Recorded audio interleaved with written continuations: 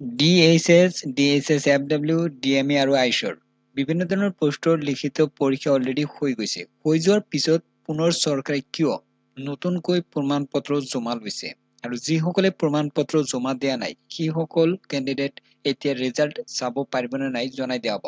আৰু এটা important point জনাই দিব বিচাৰিছো, এই অসমৰ স্বাস্থ্য বিভাগৰ বিভিন্ন ধৰণৰ পোষ্টৰ অলৰেডি পৰীক্ষা হৈছে।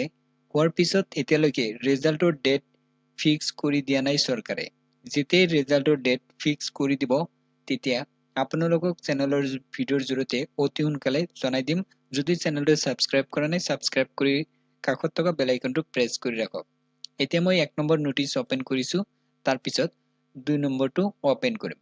ইয়াতে কৈছে যে মানে চাহ জনগোষ্ঠীৰ যিবিলাক কেণ্ডিডেট আছিল, চাহ জনগোষ্ঠীৰ আৰু আছিল আদিবাসী কমিউনিটিৰ, সেইসকল কেণ্ডিডেটক কি কৈছে যে সিহঁতক মানে ৰিজাৰ্ভেশ্যন ক্লেইম কৰিবলৈ প্ৰমাণপত্ৰ আপলোড কৰিব দিছিল। ডিএমই বোৰ্ড, তাৰপিছত ডিএইচএস, ডিএইচএস-FW আৰু আইশৰ অফিচিয়েল ৱেবছাইটত লগ ইন কৰি ৰিজাৰ্ভেশ্যন পাবলৈ মানে প্ৰমাণপত্ৰ আপলোড কৰিব দিছিল। মাৰ্চ মাহৰ 3 তাৰিখ আছিল লাষ্ট ডেট। এইবিলাক মানে চাহ জনগোষ্ঠী আৰু আদিবাসী কেণ্ডিডেটৰ কাৰণে এই নোটিছটো আছিল। বাকী কেণ্ডিডেটৰ এই নোটিছটো নহয়। বাকী কেটেগৰী কেণ্ডিডেট যদি প্ৰমাণপত্ৰ জমা দিয়া নাই কোনো ধৰণৰ প্ৰব্লেম নহয়। অনলি এই আদিবাসী আৰু চাহ জনগোষ্ঠীৰ কেণ্ডিডেটৰ কাৰণে এই নোটিছটো আছিল। এই আৰু এটা নোটিছ আছে, এই নোটিছত উল্লেখ কৰিছে যে 2025 চনত যিসকল কেণ্ডিডেট জানুৱাৰী মাহৰ 12 তাৰিখত পৰীক্ষা দিছিল কামৰূপ মেট্ৰ' আৰু কামৰূপ ডিষ্ট্ৰিক্টত এএনএম পোষ্টত, সেইসকল কেণ্ডিডেটক কি কৈছে যে মাৰ্চ মাহৰ 4 তাৰিখৰ আগতে এই ইমেইল আইডিত প্ৰমাণপত্ৰ পঠাই দিব দিছিল ৰিজাৰ্ভেশ্যন ক্লেইম কৰিবলৈ। অনলি আছিল চাহ জনগোষ্ঠী আৰু আদিবাসী কমিউনিটিৰ কেণ্ডিডেটৰ বাবে।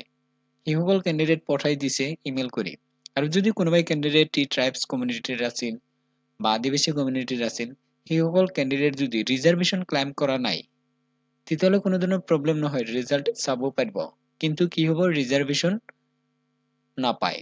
আৰু বাকী যিবিলাক কেটেগৰী আছিল সেইসকল কেণ্ডিডেটৰ কোনো ধৰণৰ প্ৰব্লেম নাই, চিন্তা কৰিব নালাগে। সেইসকল কেণ্ডিডেট ৰিজাল্ট চাব পাৰিব।